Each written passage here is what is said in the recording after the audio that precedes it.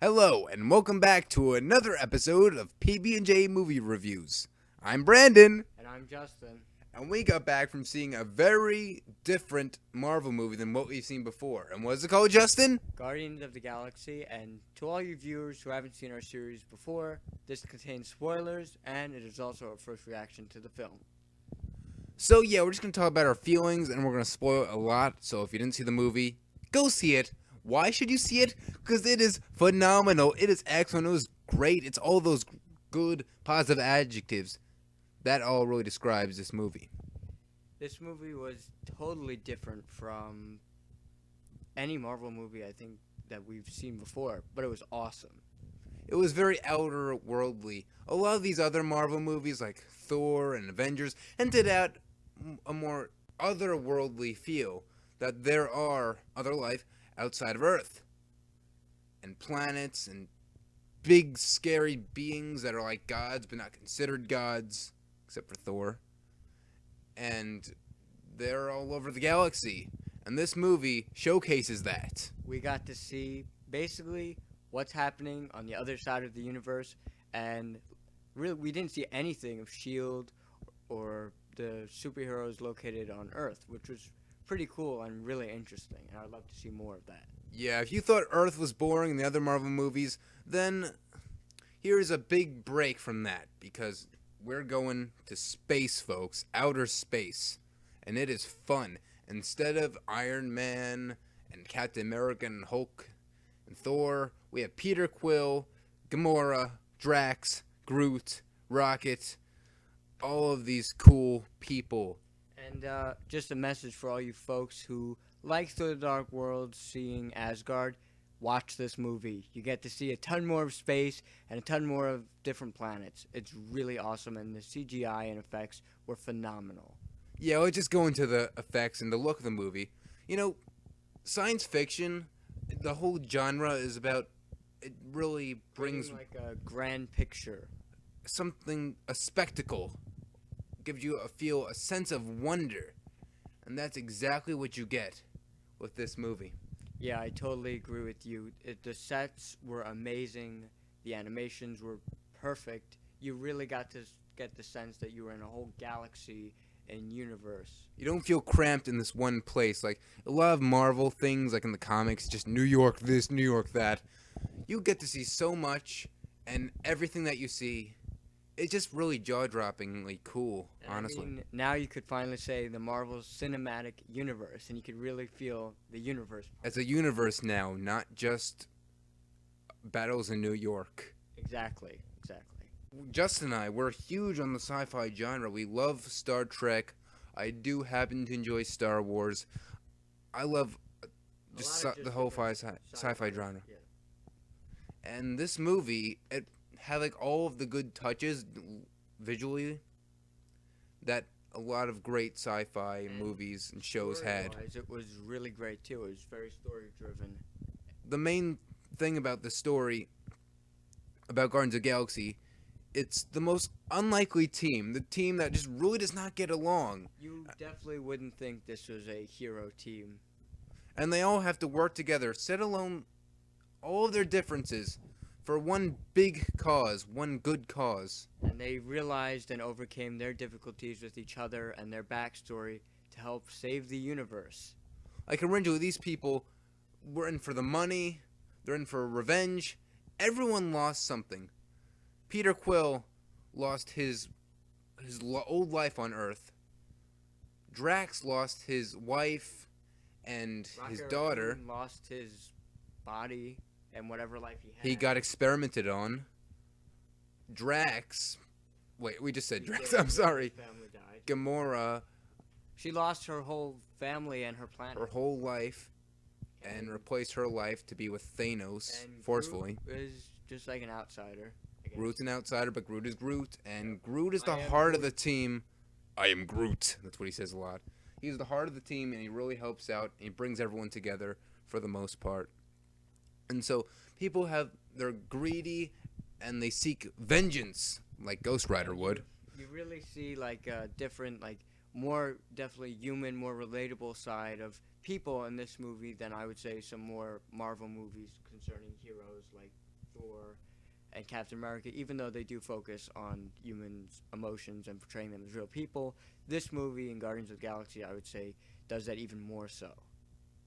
Human nature has flaws. There's all these little errors in humanity. Again, like greed and revenge and anger and hatred. And these people, that's the number one thing that motivates them, but they have to let that all go for something better.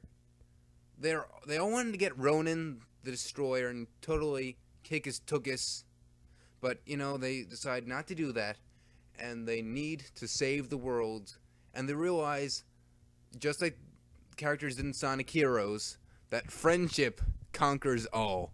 Exactly. You see at the beginning of the movie with Gamora and Starlord, they weren't friends. They didn't have an instant love connection.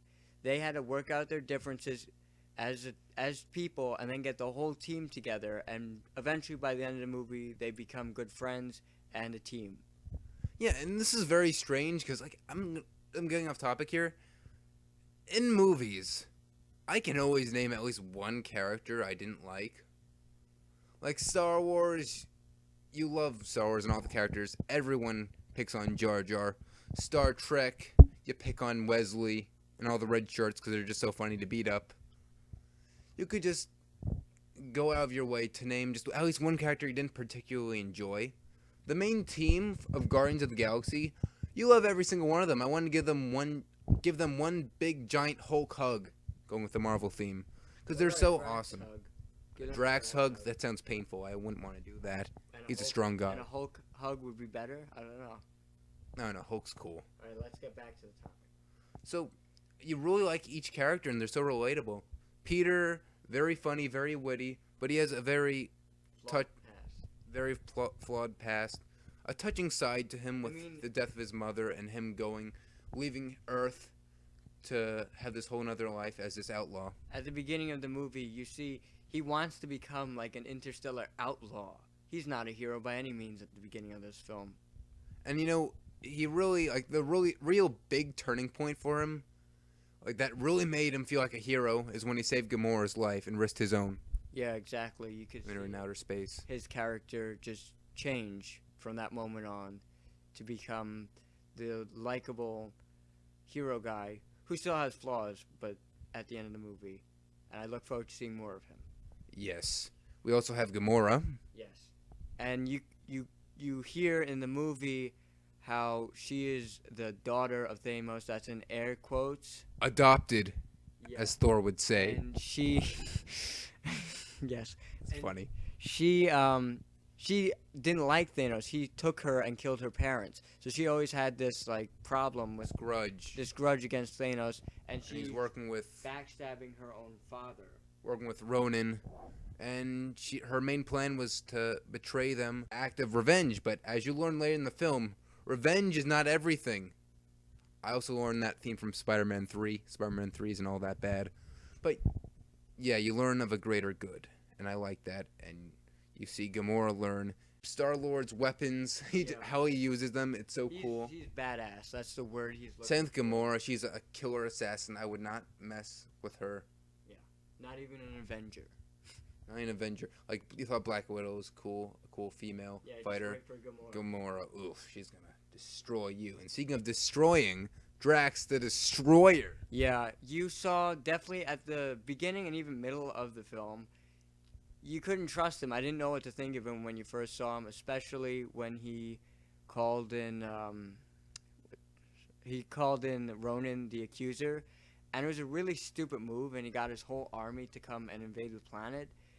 But you definitely see his character change when he realizes that was stupid, and he needs to work with his new so-called friends. Yeah, he learns his mistakes and he's just a really good guy in general. And he learns that revenge isn't the answer. I was really not expecting to like him, like the person who plays him, some sort of wrestler guy, I think Dave Bautista. But I really like him, and the jokes with him are pretty funny about him not getting a metaphor. Yeah, it was and pretty funny. It's cool how his main gimmick to him is like rage, similar to the Hulk. So that was interesting. Yeah, he was similar. He was really strong, but he wasn't invincible by any means. There's also Groot, part of the team. All he says is, "I am Groot," for most of the The time. movie did it so comically and just so great, and for some reason, That one-liner always works. Rocket Raccoon could understand what he's saying. Kind of like kind of like R2-D2 and Chewbacca in Star Wars. No one knows what they're saying, but the characters do, and that's just weird. And the same thing with Groot. But Groot, as my brother here said, he was the heart of the team, and that was symbolized when he died. He brought everyone together, and he sacrificed himself to save his friends, which was actually very touching. And he really had a big heart in the film. You So think he's a tree, and you don't think trees have you would hearts. He had a huge one. You think that he is a big, strong, mean tree, kind of like. And But he was more he's like big and strong, and his powers are amazing. he was kind of like, Like a in a tree. way, Treebeard, you know. But cooler and faster. Though he wasn't hugely fast, he was faster than He didn't Treebeard. talk as much. Thank God! Yeah. And I really loved his part, and I especially loved at the end of the movie when he's a little Treebeard dancing. Pretty funny. When he's a mini tree dancing. Yeah, he comes back to life. But you actually think he's dead. I thought he was going to be dead, but they brought him back. I meant Mini Groot for all you people. Alright. Now Rocket Raccoon. Where to begin? Okay, I loved him in the comics. I loved him in Ultimate Marvel vs. Capcom 3. And I especially loved him in this movie. I think they really nailed his character down. I thought he was hilarious. He was Probably the hysterical. most funny character on the team. The funniest character in all of the Marvel Cinematic Universe so far. Yeah, definitely. He was so funny. He's so likable. I instantly fell in love with him. Though I have a girlfriend, I'm gonna break up with her for a raccoon now. That's An weird. animated CGI raccoon. But he's so adorable. Yeah, but don't call him a raccoon, guys. He doesn't like that. No, he doesn't. He wants to be treated as a person, as an individual. And that's nice. That also brings heart into the film. Each character has a little more layers, more substance than just like, I'm big and strong and angry, or I'm a tree thing, Exactly. which I really liked. And someone I really don't think didn't have that too much, Ronan the Accuser, the main villain. Yeah, you know, it was established that he was a villain and all, and he was pretty threatening. I wouldn't mess He's with pretty him. tough. And I would say he's better than Malekith from Thor: The Dark World. Anyone's better than Malekith. And Even Jar Jar Binks. I went there. I thought he was definitely good for the film. He wasn't outstanding, but, you know, he did his job well. Because like all the other characters brought like some sort of comedic tone or something funny or lighthearted. With him, it's just so dark and generic and serious. And I with feel the scenes. for the film, they can get away with that because they also have the underlying villain of Thanos in the film. Yeah, Thanos we'll be seeing later on. He wasn't guessing. like a direct villain, but he was always present, and he was dealing with why did I forget his name? With Ronan. I always forget his name. It's pretty sad. All right, one more character I'll talk about is Nebula, Gamora's sister. Yeah, Nebula's a pretty, I guess, interesting character. She's kind of very similar to Gamora in that her parents, I guess, were killed and she was raised by Thanos, right? I think so. And she was an expert assassin, a really good match for Gamora pretty much equals. And but you see the two different sides of the characters. One's very loyal to Thanos, and the other not so much. Yeah. Well, still, I think she is a better villain than Ronan. Not perfect, didn't love her, but she was alright. So, yeah. Those were the characters. And I loved most of them. They brought so much. They brought heart, as we talked about, and comedy. This movie was really, really funny. Britton, I have a question for you. Yes, Justin. What was your opinion of the comedy, and how did it play in this film, and how would you like to see it in future Marvel films? So Marvel films, I would say, starting with Thor and onwards, have been very tight on comedy. A little too much at times, honestly. Like Iron Man 3. Like Iron Man 3 especially. Iron Man 3 I really enjoyed, but yeah, they could have toned down the comedy there. And Captain America the Winter Soldier nailed it just right. Had the right amount of comedy and serious moments with action. And I like that. This movie was the funniest out of every single one of them. And it was It was meant to be, so I'm going to excuse that. It was supposed to be funny. And it was really nice to see a different Marvel movie. It was very different. It's not even a superhero movie. It's a science fiction Action adventure film. teamwork film. Teamwork film. And I really enjoyed it. It was hysterical. Our friends, we came for our birthday, so our friends and us, we were like laughing a lot, as most people did in the theater, which is very understandable. It's very funny. Yeah, the jokes were very funny. They were satirical and comedic too, especially in the time period of the 1980s. Yeah. I also like with the 1980s and 70s. So, Starlord, Peter Quill, he lost his mother to cancer, and that was very sad. It was also another touching moment in the beginning of the film. And he had a Walkman, which he kept with him for all these years, and his cassettes and his tapes. The headphones still work. Take it as it is. It's a comic book movie, Yes. so it shouldn't be too realistic. Talking raccoon guys, but that it was like a connection to his mother, which is cute and sweet, and again touching. But the music was actually pretty funny at times, and it did add and it was a really funny moment when Ronan is about to take over, and the heroes are gonna lose, and he just starts singing And breaks out to dance and wants to have a dance battle. Like, this isn't Step Up, Peter. This isn't Step It Up, Peter Quill. But it was very funny, and it was a good distraction, and it was, I like that. I thought it was funny how in his futuristic spaceship he has a cassette player. Yeah, they had all these little notches that were funny. And also, I liked, at the beginning of the movie, before the mom died, she gave him a present, and he waited 26 years to open it, and it was another cassette. But, yeah, it really added. There are just so many comedic moments I could just reminisce about and laugh. But Marvel did it right. like taking a prosthetic leg for no reason whatsoever, trolling with Yondu, and literally putting a troll in the device that you gave to him as a trick. Hilarious. That was really funny. And he just laughed. Yeah, Yondu laughed. It was just funny altogether. And here's a few things I'm going to mention. The Stan Lee cameo. I didn't expect one, and it was pretty funny. I shouted, "Stan Lee!" when he was there. Yes, he did. I was in the theater. Also, there's a lot of cameos and nods to the comics and other movies. Like, they had Cosmo, the astronaut dog, space dog. I'm like, oh my god, I saw him run around. And the after credit scene was the funniest thing I've ever seen.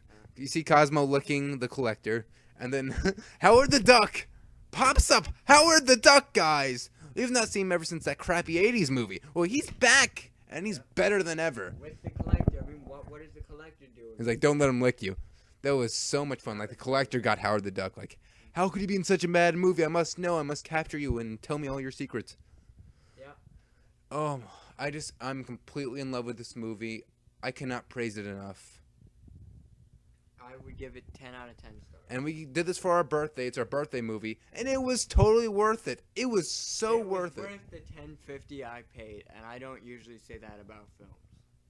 You know, I was describing it to Justin and a friend of mine. We were in the after theater, and I was just like, this movie was so good, it's gonna give me a permanent speech impediment. And I think this movie really reshaped what people expect Marvel to make and what to expect from Marvel. Marvel, you got a lot of shoes to fill with your other movies. Keep it up. We'll see you guys soon. Thanks for watching. Bye, sayonara. No.